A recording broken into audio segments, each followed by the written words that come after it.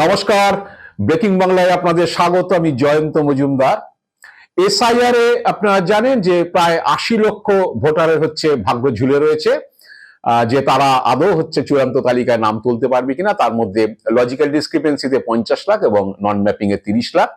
কারণ এদের যে নথি জমা হয়েছে সেই নথি নিয়ে মাইক্রো অবজারভাররা প্রশ্ন তুলেছেন বা সন্দেহ প্রকাশ করেছেন। সে কারণে ইআরওরা এদের নথি নিয়ে তারা তাদের নাম আপলোড করতে পারেনি বা তাদেরকে যে ফাউন্ড ওকে করে আপলোড করতে পারেনি, যেহেতু তারা আপত্তি জানিয়েছেন মাইক্রো অবজারভাররা, যাদের ইলেকশন কমিশন এনেছে এবং যারা কেন্দ্রীয় সরকারের কর্মচারী। তো সেই নিয়ে মামলায় সুপ্রিম কোর্ট অর্ডার করেছে যে জুডিশিয়ারি দিয়ে, মানে বিচার বিভাগীয় অফিসাররা এগুলো নিষ্পত্তি করবে। সুপ্রিম কোর্ট ওর মধ্যে যায়নি যে স্টেট গভর্নমেন্টের ইআরও বা এইআরও যারা রয়েছেন, যারা নাম তোলার অধিকারী, সেই ইআরওরা তারা সঠিক বলছেন না মাইক্রো অবজারভাররা সঠিক বলছেন। তো সেটার কারণে সুপ্রিম কোর্ট বিচার বিভাগের উপর ছেড়ে দিয়েছে যে বিচার বিভাগীয় অফিসাররা তারা এই ডকুমেন্টস গুলো দেখে তারা ডিসাইড করবে যে কে ভোটার থাকতে পারবে, কে থাকতে পারবে না। সেটা লজিক্যাল ডিসক্রিপেন্সি এবং যারা নন ম্যাপিং হয়েছেন তাদের মধ্যে। তো এই ৮০ লাখের ভাগ্য ঝুলে রইল। তো এই ৮০ লাখকে ছাড়াই সম্ভবত শনিবার দিন চূড়ান্ত ভোটার তালিকা বেরোবে। তো মমতা বন্দ্যোপাধ্যায় বুধবার দিন ভবানীপুরে এক অনুষ্ঠানে তিনি বলেছেন যে এরকম প্রায় ১,২০,০০,০০০ লোকের নাম্বার চলে যাবে। কারণ তিনি বলেছেন যে ৫৮ লাখ ইতিমধ্যেই নাম্বার চলে গেছে এবং এইসব এই লজিক্যাল ডিসক্রিপেন্সিতে এরকম ৮০ লাখের মতো বলা হচ্ছে যে তাদের নথি নিয়ে সমস্যা হয়েছে। তো উনি বলেছেন যে ওনার মত যে ১,২০,০০,০০০, উনি হচ্ছে যে ২২ লাখ ২৩ লাখের মতো মানুষ মৃত তালিকা থেকে বাদ দিয়েছে, কিন্তু একটা বড় সংখ্যক ভোটারকে এইরকম একটা সন্দেহভাজন, এটা বাংলার ক্ষেত্রেই হয়েছে। লজিক্যাল ডিসক্রিপেন্সি বাংলায় যখন এসআইআর হয়েছে তখন এটাকে চাপানো হয়েছে। এটা ইলেকশন কমিশন কৌশল করে এটা করেছে। তো যাই হোক, তিনি ইলেকশন কমিশনের দিকেই কি বলে তীরটা ছুঁড়েছেন এবং পাশাপাশি বলেছেন যে সুপ্রিম কোর্টে তিনি এই নিয়ে যারা প্রকৃত ভোটার তাদের যাতে নাম বাদ না যায় তাই জন্য সুপ্রিম কোর্টে তিনি মামলা লড়েছেন। সেই পিটিশনের এখনো মীমাংসা হয়নি এবং তার বক্তব্য যে ভোটারেরই নাম বাদ যাক, সে সিপিএম হোক, বিজেপি হোক, তৃণমূল হোক, আমি সব ভোটারের পাশেই আছি, তাদের পাশে আছি যাতে তাদের নাম তোলা যায় যে কোনো ভাবে। এবং তিনি বলেছেন যে কোনো ধর্ম না, যে কোনো ধর্ম, সেটা হিন্দু, মুসলিম, খ্রিস্টান, জৈন, যে কোনো ধর্মই হোক, ভোটারই হোক, তাদের পাশে আমি আছি এবং তাদেরকে আশ্বাস দিয়েছেন যে আপনারা চিন্তা করবেন না, আমি আছি। পাশাপাশি বিরোধী দল নেতা শুভেন্দু অধিকারী বুধবার দিন বলেছেন যে এই যে ৮০ লক্ষ যারা ভোটার, যারা লজিক্যাল ডিসক্রিপেন্সি এবং নন ম্যাপিং এ যারা সন্দেহভাজনের তালিকায় এসে গেছে, এদের যদি চূড়ান্ত তালিকায় নাম না তোলা যায়, মানে যদি হিয়ারিং কমপ্লিট না করে এদের নাম তোলা না যায়, তার জন্য মমতা বন্দ্যোপাধ্যায় দায়ী থাকবেন। কারণ যে মমতা বন্দ্যোপাধ্যায় সুপ্রিম কোর্টে গেছে, সুপ্রিম কোর্ট এটাকে জুডিশিয়ারি হাতে বিচারের ক্ষমতা দিয়ে দিয়েছে। সেই জন্য তারা এই ৮০ লাখ লোকের এই কম সময়ের মধ্যে হিয়ারিং শেষ করতে পারবে কিনা তা নিয়ে সংশয় রয়েছে। এবং যদি তারা শেষ করতে না পারেন এবং ৮০ লাখের নাম যদি শেষ পর্যন্ত তারা ভোট দিতে না পারেন বা তালিকায় নাম না ওঠে, তার জন্য মমতা বন্দ্যোপাধ্যায় দায়ী থাকবেন। আর মমতা বন্দ্যোপাধ্যায় এগুলো করেছেন। আসলে শুভেন্দু বোধহয় বুঝতে পারছেন যে এই ৮০ লক্ষ যে ভোটারদের যাদের এই সন্দেহভাজনের তালিকায় ফেলা হয়েছে, যাদের নিয়ে নির্বাচন কমিশনের যেটা বাংলার জন্য বিশেষভাবে বসানো দেওয়া হয়েছিল মাইক্রো অবজারভার, তো সেই মাইক্রো অবজারভার আপত্তি করেছে এবং আপত্তিটা যদি টিকে যেত, আপত্তি টিকে গেলে এদের নাম আগেই বাদ চলে যেত, তার জন্য আর সুপ্রিম কোর্টের হস্তক্ষেপের দরকার ছিল না। সেখানে ইআরও কিছু করতে পারতেন না, কারণ তার আপত্তি করলে ইআরও যদি মানতে বাধ্য হতেন তাহলে তাদের নাম কেটে চলে যেত। কিন্তু এখন একটা সম্ভাবনা দেখা দিয়েছে, যদি জুডিশিয়ারি অফিসাররা যদি মনে করেন, বিচারকরা যদি মনে করেন যে না, এর যা নথি আছে একে রাখা যেতে পারে, ভারতীয় বলেই মনে হচ্ছে বা ভারতীয় হিসাবে প্রমাণ দিয়েছে, তো সেক্ষেত্রে থেকে গেলে শুভেন্দুদের একটু অসুবিধা। একতরফা জ্ঞানেশ কুমার বা মনোজ আগরওয়ালদের লোকরা নামটা কেটে ফর্দাফাই করে দিলে শুভেন্দুদের তো সুবিধা হতো। কিন্তু শুভেন্দুরা বোধহয় হিসেবটা পেয়ে গেছেন যে ৮০ লক্ষ যারা সন্দেহভাজন তালিকায় রয়েছেন, এটা যে তার মধ্যে একটা প্রায় ৫০-৫৫, আমি তো ৫০ বলেছি গতকালের ভিডিওতে, একটা সংখ্যার দিক থেকে বা পার্সেন্টেজের দিক থেকে বড় অংশের হিন্দু ভোটার রয়েছে। এবং হিন্দু মানে শুধু মতুয়া নয়, সেখানে যে ঘোষ বোস, গুহ মিত্র, দত্ত দাস, ব্যানার্জি, চ্যাটার্জি, মুখার্জি সবাই পড়েছে। লজিক্যাল ডিসক্রিপেন্সিতে বহু এরকম গোলমাল হয়েছে। তো মমতা বন্দ্যোপাধ্যায়ের কাছেও নিশ্চিত হিসাব আছে কারণ তাদের হচ্ছে যে পরামর্শদাতা সংস্থা আইপ্যাক, তারা প্রতিটা বুথ থেকে স্ট্যাটিস্টিক্স নিয়েছে, কোন বুথে কত ভোটার বাদ পড়েছে, তাদের ধর্ম কি, পুরুষ কত, মহিলা কত, এইসব স্ট্যাটিস্টিক্স বুথওয়ারি বা বিধানসভাওয়ারি নিয়ে তারাও পাঠিয়েছে। মমতা বন্দ্যোপাধ্যায়ের কাছে নিশ্চয়ই হিসেব আছে যে লজিক্যাল ডিসক্রিমিনেন্সিতে যত লোক কে ডাকা হয়েছে বা শুনানিতে ডাকা হয়েছিল তাদের মধ্যে এই ভাগটা কতটা, এগুলো নিশ্চয়ই আছে। যাই হোক, যে যার মতো স্ট্র্যাটেজি নিয়ে তারা হচ্ছে রাজনীতিক নেতারা তাদের মতো করে বলবেন, এটাই নিয়ম হচ্ছে।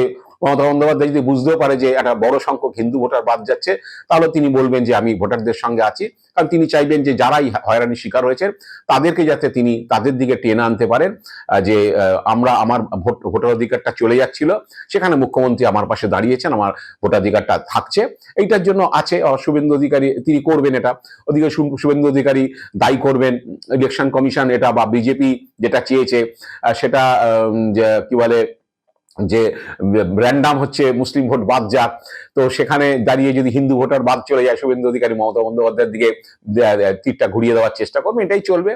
তবে যেটা আজকে থাম্বনেইলের বিষয় সেটা হচ্ছে যে এত কিছুর পরেও হচ্ছে বিজেপির, আমি শিবিরে খবর টবর নিচ্ছিলাম যে 294টা তো প্রার্থী দিতে হবে বিজেপিকে, তার 294টা প্রার্থী খুঁজে, মানে প্রার্থী মানে আমি বলছি প্রার্থী তো একটা বিধানসভা কেন্দ্রে 2.5 লাখ ভোটার আছে, হচ্ছে 250 জনকে প্রার্থী করে দেওয়া সেটা ব্যাপার না, যে প্রার্থীটা হচ্ছে সেইভাবে লড়াই করতে পারবে এরকম খুঁজতে বিজেপির মাথা খারাপ হয়ে যাচ্ছে।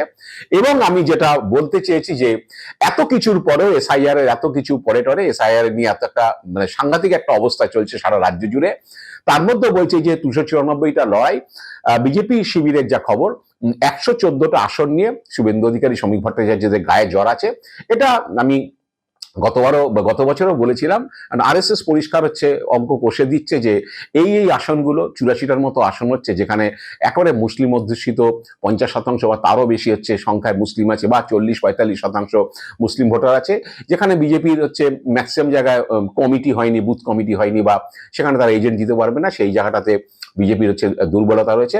প্লাস 30টা আসনে এমন একটা সংখ্যক মুসলিম ভোটার রয়েছে যে ভোটাররা হচ্ছে একবারে চাং ভোটটা তৃণমূলে দিলে হচ্ছে বিজেপি যতই হিন্দু ভোটের বলুক যে এত শতাংশ পেয়েছি তত শতাংশ পেয়েছি, তারপরে তো সেই আসন বার করা তাদের পক্ষে কঠিন। তো এইটা নিয়ে 114টা আসন মানে তৃণমূলের মাঠেই বিজেপিকে খেলতে হবে, এরকম একটা সিচুয়েশন রয়েছে।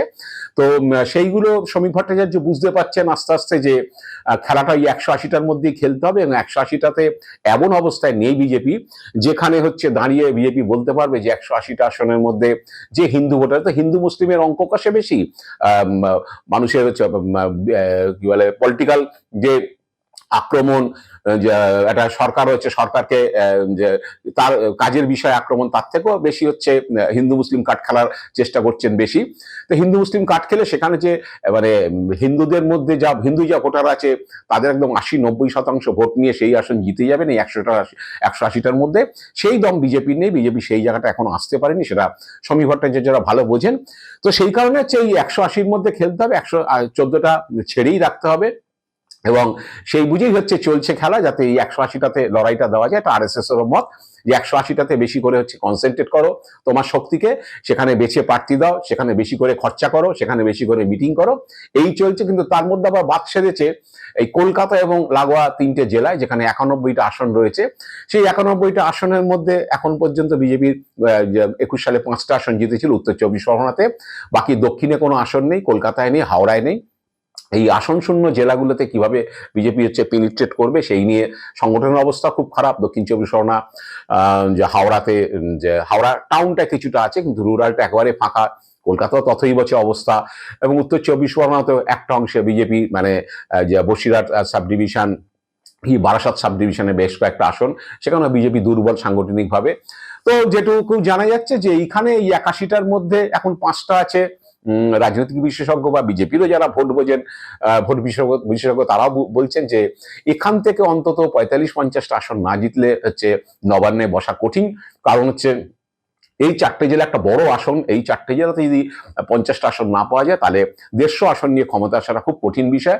এখন এই 50টা আসন কোথা থেকে আসবে সেই নিয়ে হচ্ছে বিজেপির মাথা খারাপ। আমি যেটুকু খবর টবর পেলাম যে দক্ষিণ 24 পরগনাতে হয়তো ওই মন্দির বাজার, রায়দিঘিটা বিজেপির জন্য লড়াইয়ে ভালো আসন, রায়দিঘি, মন্দির বাজার কি কাকদ্বীপ, সাগর, এই 4-5টা আসনে বিজেপি একটু লড়াই দিতে পারে। বাকি কোনো আসনে সেভাবে লড়াই দিতে পারবে বলে আমার জানা নেই, বা আমি খবর পাচ্ছি না, বা বিজেপির যারা আছেন তারাও যে সমস্ত তাদের কাছ থেকে যে সমস্ত কথা শুনছি, বা উত্তর 24 পরগনা হয়তো বনগাঁ সাব ডিভিশনে 4টে ভাটপাড়া আসনটা আছে, সেক্ষেত্রে হয়তো উত্তর 24 পরগনাতে বরানগরে কি অশোকনগর, হাবড়া, বারাসাত, এরকম কি বসিরহাট উত্তর, এরকম 4-5টা সিটে লড়াই দিতে পারবে, কিন্তু তারা জিতে আসতে পারবে কিনা সেই গ্যারেন্টি কেউ দিতে পারবে না।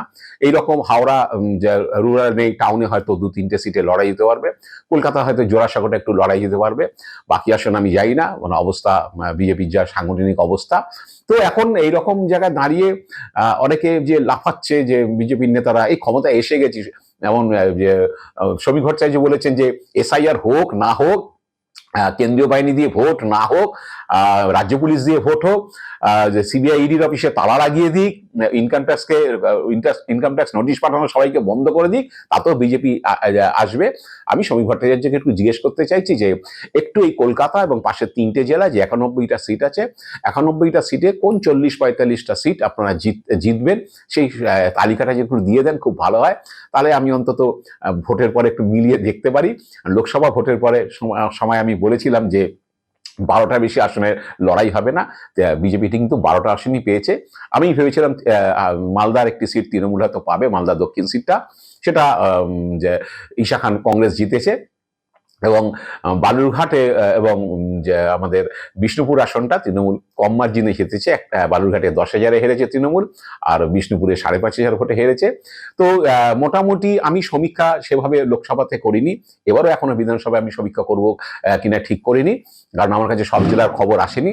তাতে যেটা বলছি যে আসনটার কথা শুনতে পাচ্ছি, তাতে যতই সমীর ভট্টাচার্য, শুভেন্দু অধিকারীরা এই এসে গেছি বলে কর্মীদের চাঙ্গা করার চেষ্টা করুন না কেন, বাস্তব অবস্থাটা তারা খুব ভালো জানেন। কত ভোটার কাটা গেল না গেল তাতে কিচ্ছু হবে না। আলটিমেটলি হচ্ছে খেলা হচ্ছে ওই শেষ দিকে গিয়ে কি দাঁড়াবে ওনারা নিজেরাও জানেন, কারণ 21-এ সেই এক্সপেরিমেন্ট হয়ে গেছে, অনেক হাওয়া টাওয়া তুলে আলটিমেটলি হচ্ছে 77-এ আটকে গেছে। তো এবার জানি না আরো 10-20টা কমে যাবে কিনা, সেটা ভবিষ্যৎ বলবে। তো আজ এ পর্যন্তই। আপনারা ভালো থাকবেন, সুস্থ থাকবেন, নমস্কার।